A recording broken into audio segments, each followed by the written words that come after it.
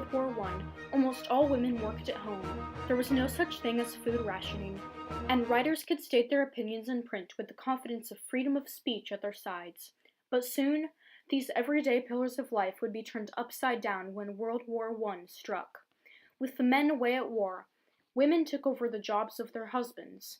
The media became centered on nationalism and support of the war effort, and the rationing of food sold at fixed prices began. During World War I, women became farmers, military recruits, and even police officers. Employers recognized that the only workers available to them during the war were women, and thus female employee amounts skyrocketed. Women were even recruited to join organizations such as the Queen Mary's Army Auxiliary Corps, as advertised by these posters.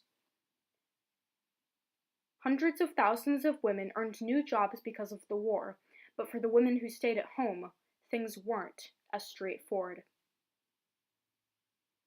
Heavy food rationing rules were implemented in dozens of countries, so the soldiers on the battlefront would receive as much food as possible. Foods that were rationed included sugar, meat, flour, butter, margarine, and milk. All families were given ration cards to make sure that they bought no more food than necessary. Ingredients that people usually used in their everyday meals were replaced with others that people weren't familiar with. Additionally, prices of goods were set at certain rates to prevent companies from exponentially raising them because of the expenses of the war. Rationing of food and stabilizing prices showed how countries competing in World War I were completely concentrated on the war, hence the name Total War. Meanwhile, the support of the people was maintained by the government's regulation and control of the media. Government officials made sure that all advertisements and articles in public view were either encouraging nationalism or at least staying neutral on the war. Citizens who tried to criticize the war effort were stopped from their protests immediately, or sometimes even arrested, all in the name of brainwashing the masses into continuing to view the war in a positive manner. Thus, almost all the countries taking part in the war could preserve the favor of the people by promising a biased media.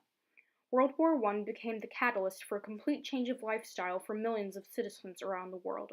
For the first time in world history, women took on careers outside of the household, food was rationed heavily, and the media became centered on nationalism. The scale of worldwide total war was so great, nearly every citizen's life was affected.